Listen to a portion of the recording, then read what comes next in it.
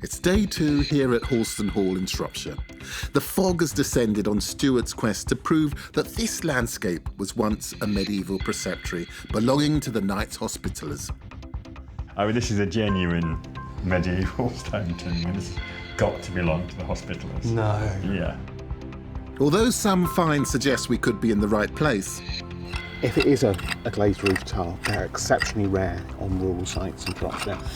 the archaeology looks more like 18th century garden buildings. But by the end of day 1, there were signs of something possibly earlier. Proper cobbles.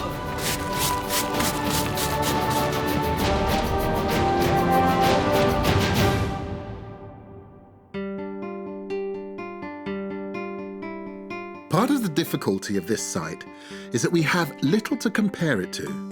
Only one medieval preceptory has been fully excavated, but Stuart is still convinced that we just need to keep the faith.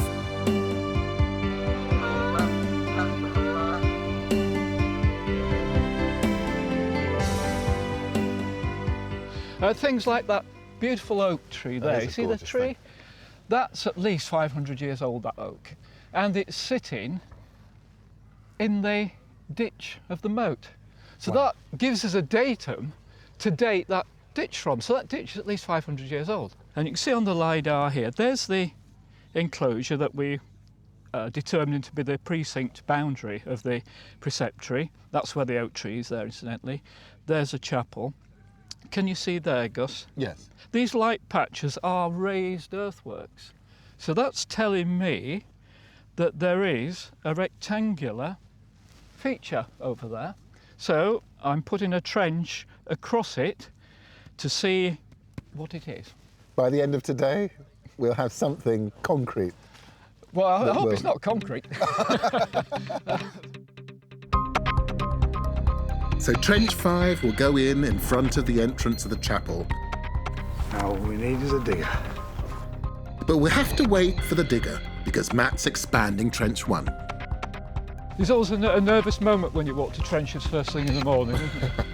Where he's still hopeful he's on the right lines.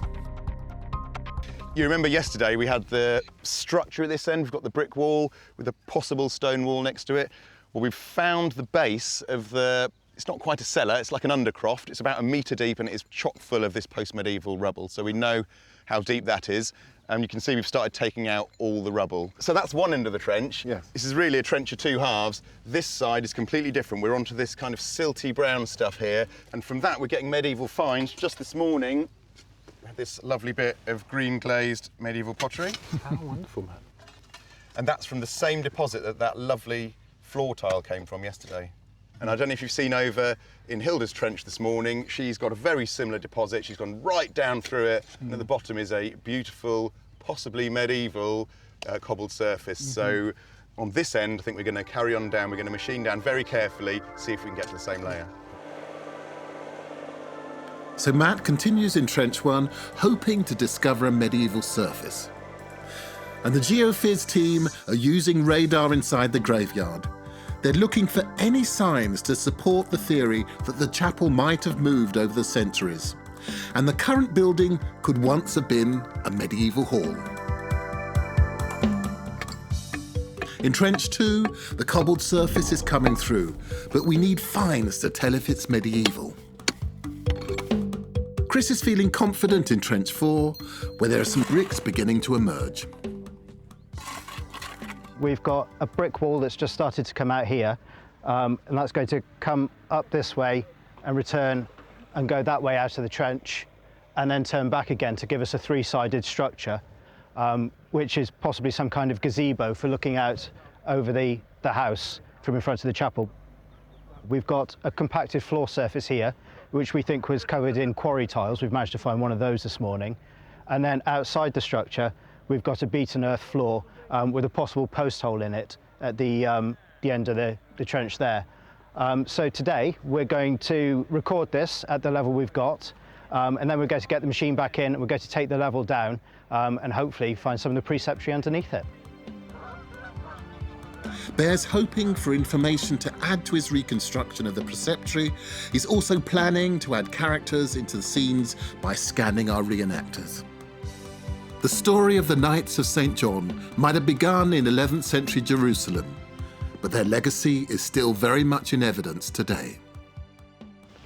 The traditions of the Hospitallers are more than 1,000 years old, but there are contemporary manifestations of those traditions, and perhaps the one that you know best is the St. John's ambulance. And I'm here to meet James, that you're a cadet, aren't you? Yes, that's right. So can you tell me a little bit of how you got started, your training? With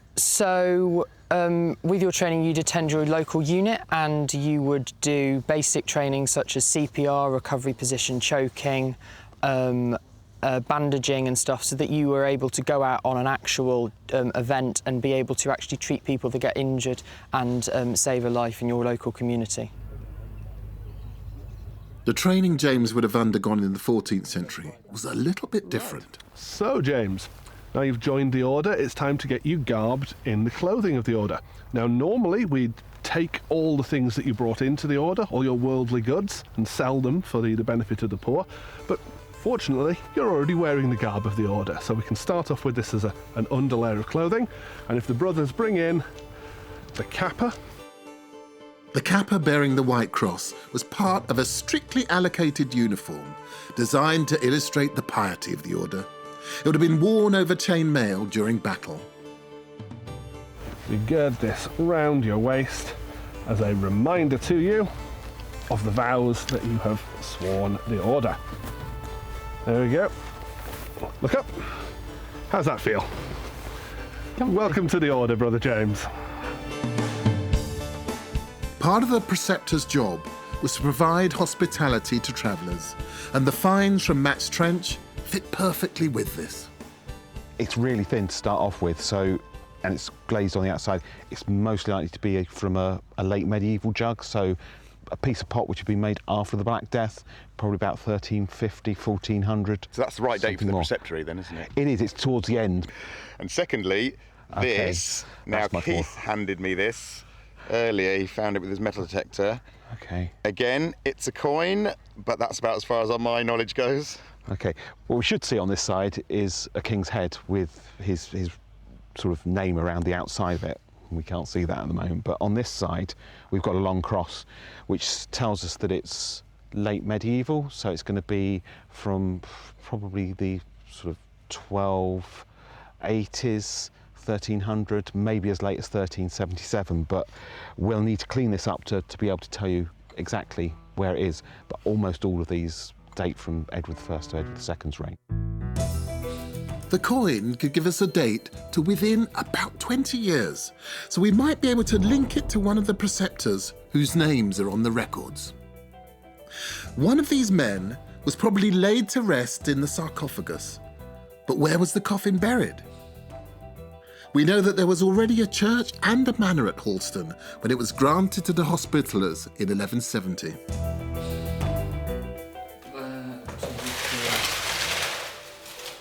That's very narrow. Yeah. And there's a crypt, which might hold evidence of an earlier chapel. So John and Simon are scanning the area with the radar.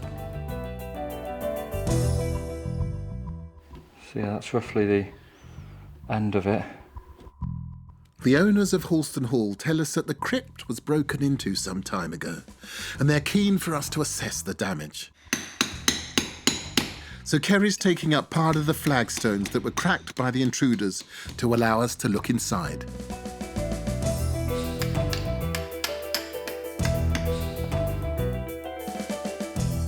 Our research has revealed that in 1499, a chaplain named John Griffith ap Rhys was granted lodging at the Preceptory.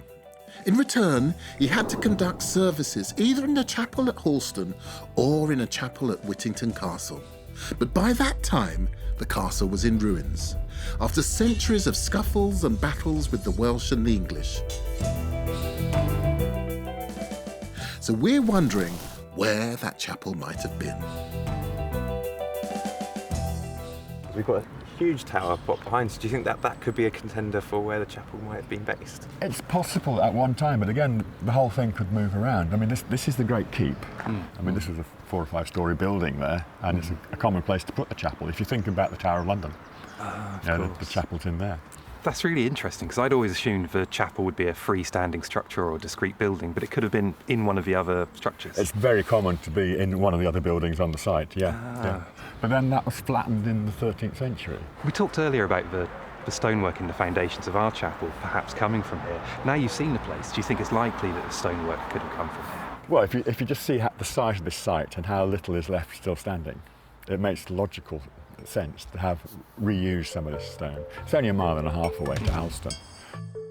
Although we'd drawn a blank on the location of the chapel, it seems that the stories of the castle and the preceptory are interwoven throughout the medieval period. Back on site, Trench 5 is now underway, and in Trench 2 we found 2 features that showed up on John's geophys, one of which is a land drain cut into the cobbled surface, but the other could be something more relevant to our story. I think that's another land drain, parallel to that one. Yes. But the features coming through here coincide with where Stuart thought there would be a wall and a ditch. So the complication is that a wall and a narrow ditch? Are they later or are they earlier in time? I think there might be the remains of a wall, potentially a robbed out wall with rubble in it, and I think there's then a big ditch with different fills in it. So I think it's all going to be one big feature at the moment, but we won't know until we dig it. So perhaps this could be the remains of a medieval building under the cobbles. Meanwhile, confusion still reigns in Trench 1. Mad and Josh have located what they thought was the other wall of the brick building they found earlier. But it's stone.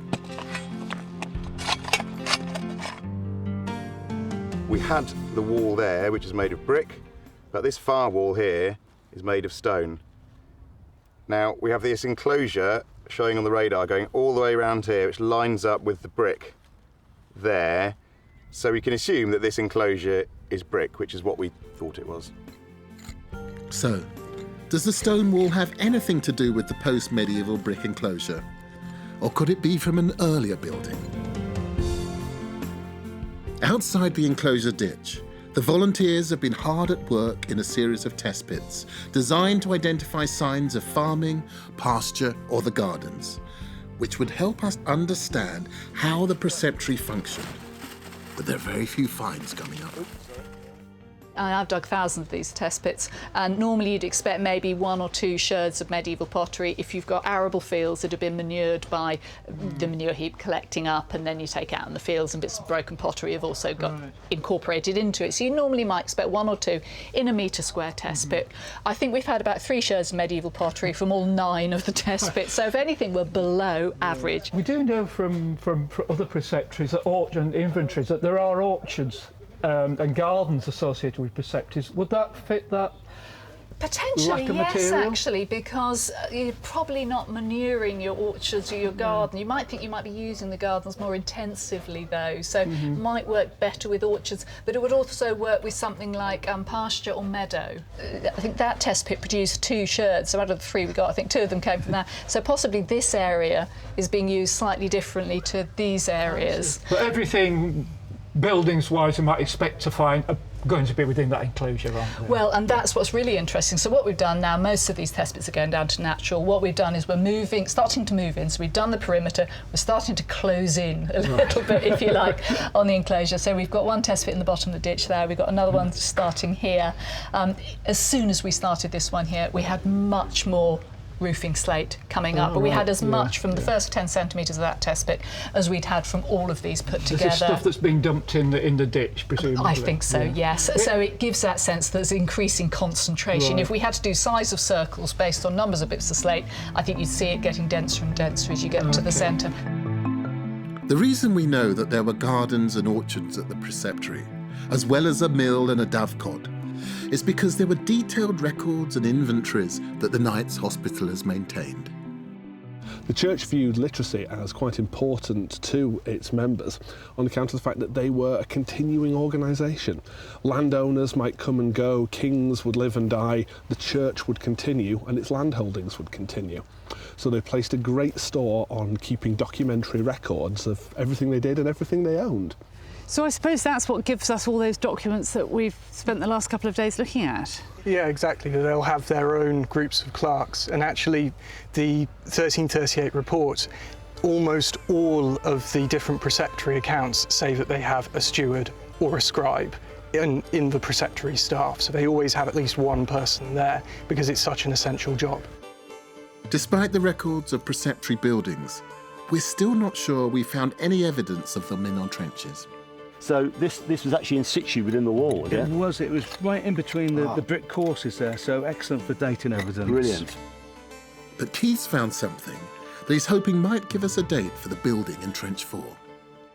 Oh gosh, that's thin, isn't it? Wow, look at that.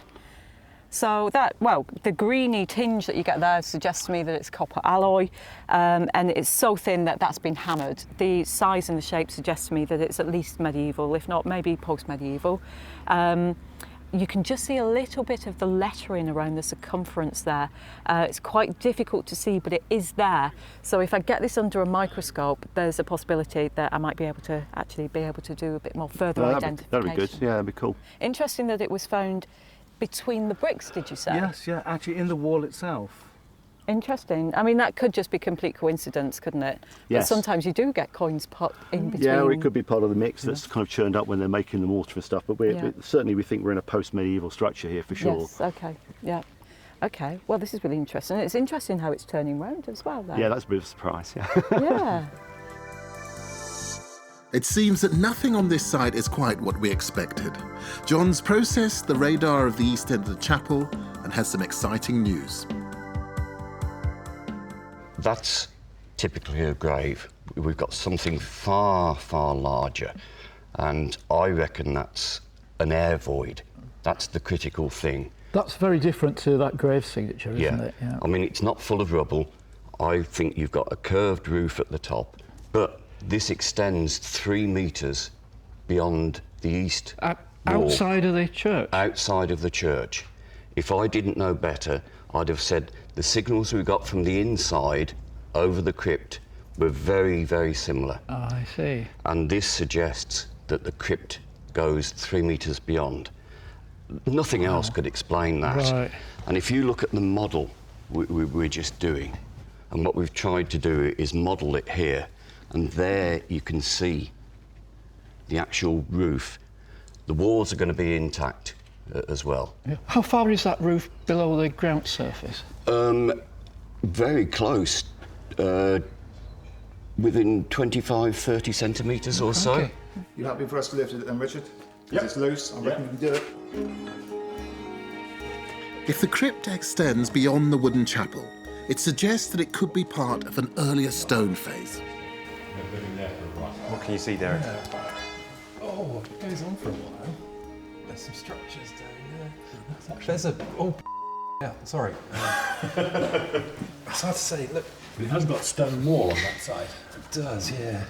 But they've got these brick infill walls, which have been repaired. Which is what you suspected, wasn't it? Yeah, so... But the stone perhaps wasn't what you were expecting? I wasn't expecting that to be stone lined on that side, no.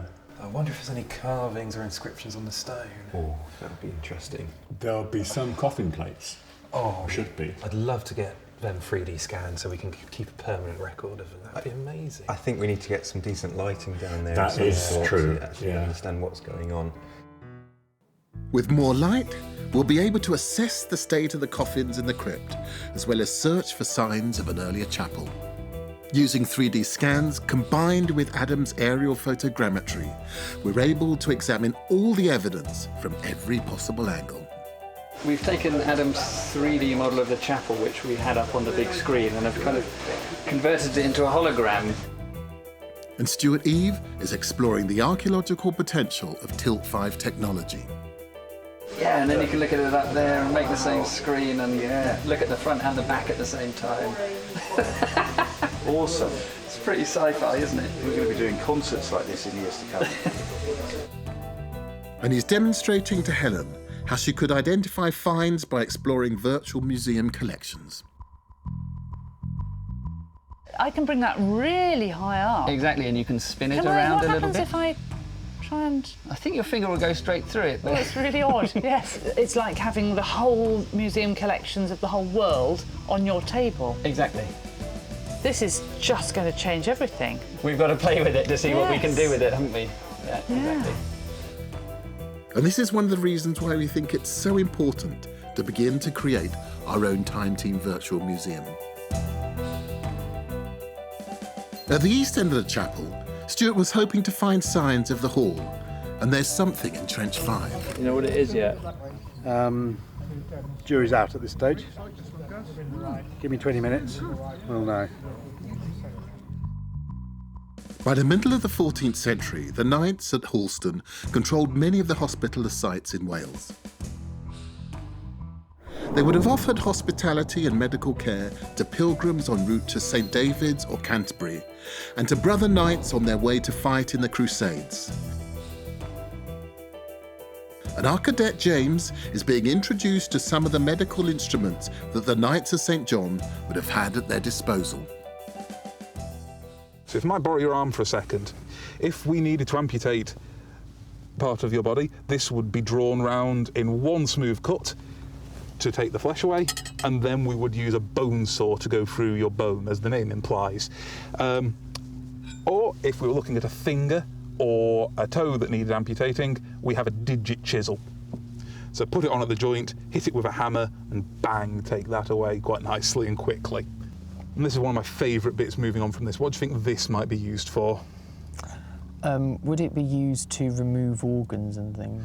No, but you're getting into the sort of right area with it. This is a trepanning drill for drilling into people's skulls. And trepanning is, the oldest form of surgery. We've got thousands of years history of that, and it is still used today. But the methodology that we have from various sources and depictions is to clamp the patient's head between your legs, apply this to their head, and spin it between your palms. While some of the more gory instruments are unlikely to have been used at Halston, some of the herbal remedies, such as cloves for toothache, are still in use. And do you know what we use aspirin for today? Blood thinning medication. Blood thinning and pain, yeah. But this isn't actually aspirin, this is the pre-refined form. This is willow bark. Now, I'm not entirely sure who decided that gnawing on a willow tree would make them feel less pain, but someone clearly did, and ironically, they had a point. I know it's fascinating seeing these treatments for physical ailments, but what about the psychological? What about people who may have been suffering some mental stress? One of the preceptors here in the early 1500s, George Aylmer, is actually removed from office because he's considered to have gone mad. And this happens in about 1535. We know that he was at the Siege of Rhodes in 1522, which was a particularly brutal siege, went on for most of a year, and ended with the Hospitallers losing the island that had really become a very important and core part of their identity. So a 21st century reading might be that that was post-traumatic stress and that he had some sort of a breakdown. It's always difficult to sort of diagnose back into the past, but certainly an event like that, it's going to have an impact on you. And so it could be one of the factors that led to what happened to him. The soldiers of the 21st century might hope for more sympathetic treatments. In Trench 4, it's safe to say, the deeper we go, the more confusing the archaeology is becoming. 40 centimetres then. With a strange-shaped brick wall and mysterious stone floors. You think it's genuine void underneath it? It's not rabbit at the moment. Not Well, rabbit. I mean, if it is rabbits, they haven't disturbed this layer here. So they've done very well, targeting the construction cut and following it under. Medieval rabbit? Yeah. We're now hoping that we will get a date for the brick wall, because Danny's cleaned up the coin that Keith found, which Peter now thinks is a jeton. What's the difference between the coin and the jeton? So a coin can be spent absolutely anywhere. A jeton is a token, and we think these are used for counting on boards or just playing cards and things like that, as just fake money. What's fantastic about this is we can see here, we've got the letters under the microscope, we can actually make out the lettering, can't we? Yeah. So who is this that we've got here? So we've got a chap called Wolf Laver, who the coin actually says in Nuremberg. So he's a coin master in Nuremberg making these things, and they're being brought into Britain in their hundreds of thousands. So the books say that Wolf Laver II is striking coins between 1612 and 1651, which is really, really exciting because this is coming out of a feature, and this is proper dating of that feature. So it looks like the building in Trench 4 dates to a period of remodelling after the Preceptory had passed into the hands of the Mitten family. The coin in Trench 1 is much earlier though.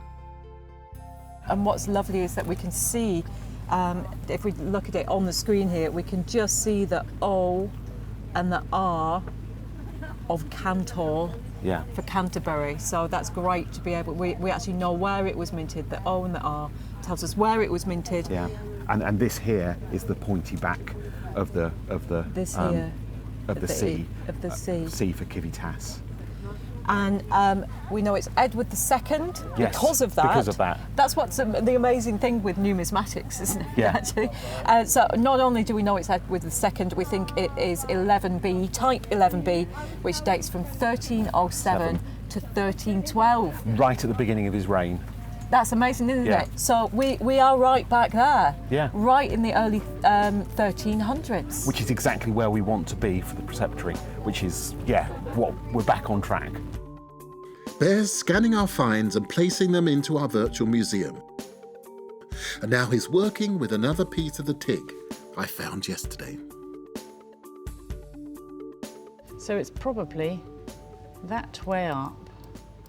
So what would it have actually looked like? What would a TIG have actually looked like as a thing that one might hold, possess, use? Well, there are quite a lot of virtually complete or complete ones. We've got one, oh yes, look at that, isn't that wonderful? So you can see its shininess, and they've often got these horizontal bands of almost decoration, almost constructional detail.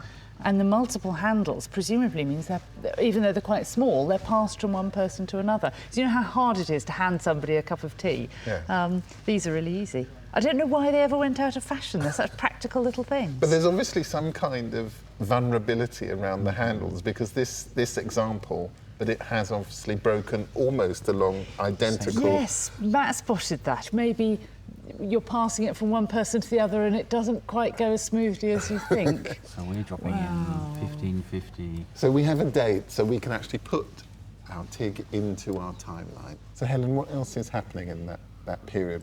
Edward VI is just coming to the end of his reign, but of course nobody knows he's going to die. But they do know that when he does, Mary is going to take over, and of course she tries to revive the order, as we can see down here on the timeline. But the estate has already been granted to Richard Mitten, so it's not going to work here because it's somebody else is already in control of it. In effect, it's been secularised already. So perhaps you might think that this would be one of the last things that the Knights Hospitaller use in the late 1530s, 1540. You know, they could quaff their last and chuck the TIG down as they leave. Or maybe Richard Mitten is toasting his arrival with this. But they carry on being made for another 100 years or so, so they're virtually into the kind of chocolate, coffee, the new hot drinks coming in. But this one would probably, I can't imagine anything other than something alcoholic, something special in this one. Oh, very nice. Ooh, ooh. Okay. In Trench 1, they've drilled down next to the post-medieval brick wall, and they found a lot of bones. Oh, okay, wow. So we seem to have, we've got a spinal column. As I've just lifted this here, I was thinking what's wrong with it, because it's very straight here. This is chopped. The whole spine has been chopped like that. So that's what we've got here. It is animal, so it's not panic. I was a little bit worried when I saw that down here. Up at the other end of the trench, Matt has been hoping that the stone wall is part of a medieval building.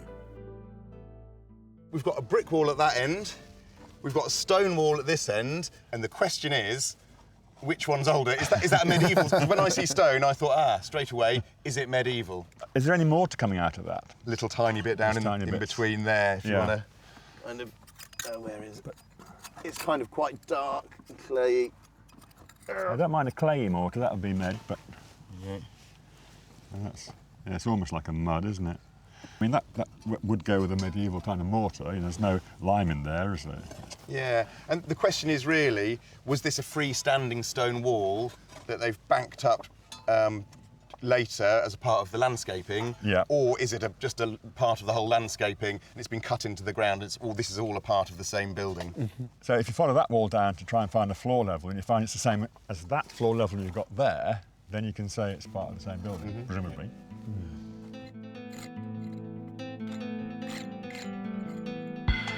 The further we go down by the brick wall, the more bones emerging. We're nearly as deep as the crypt. Oh my God. So there are, I don't want to blaspheme in the church, but that is astonishing. So can we get the cameras down there, do you think, and actually get a closer look? I think we need more light. By the end of the day, we're tidying up the test pits to move inside the enclosure, and we've got a bit of a puzzle in Trench 4. The brick and the stone, are they part of the same structure? I don't think the bricks are part of this structure. I think it's something separate. And you can see it continues in the radar in that direction. So I'd like to see the trench expanded. Then we might understand what's going on. The line of that side of it is in line with the kink in the brickwork. What are you suggesting the brick is then? A dovecot? Well, if we go that way and find another angle in the building, then polygonal structures in a parkscape or whatever tend to be things like dovecots. But if you expand that, it would take it back here. It is huge, isn't it? You get big dovecots. I mean, the size is all right, but the thing that bothers me a bit is if that size is that big, then this edge is only halfway in this direction, as it were. It actually doesn't make any sense to me that you want sense. Yeah, but the only way we can actually answer it is to excavate it and critically examine the relationship between that brick wall and this plinth. I mean, this looks solidly medieval to me. And also, is this significant? This was found, the quarry tile, found on top of the stone. Now, was that a surface for the stone, or did it come much, much later as a debris? But one tile does not... a pile of smoke? No. I don't know. If we see more of those, it'd be very useful. We're hoping that the flagstones turn out to be part of one of our medieval preceptory buildings. Meanwhile, our cadet, James, has finished the final element of his training to prepare him for the Crusades. We'll make a soldier out of you yet, boy. But before being sworn in, the cadets would have maintained an overnight vigil in the chapel. Et Spiritus Sancti. Amen.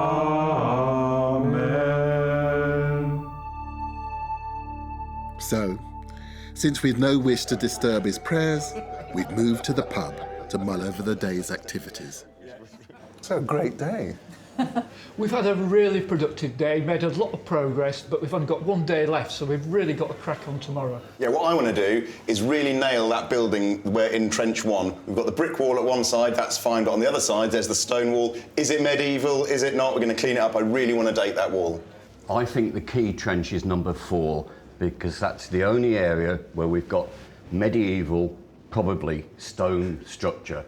And they're nothing to do with this line of bricks that Richard's interested in. But if you extend that trench, you'll find, hopefully, another angle. So you've got two angles there. You've got a polygonal structure, probably a dovecot.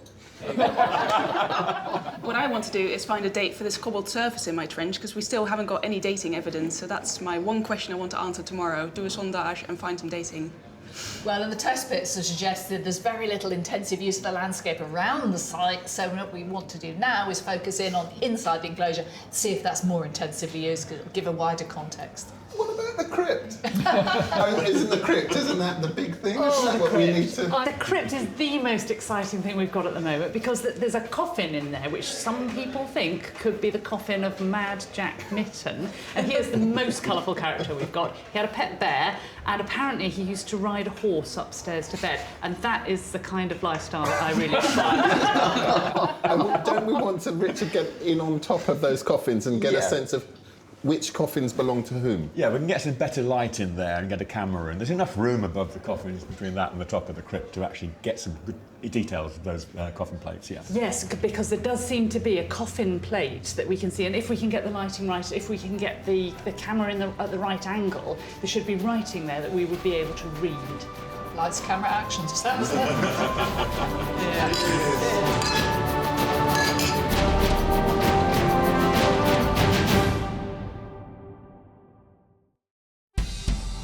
Join Time Team on Patreon to access exclusive 3D models, masterclasses and behind-the-scenes insights.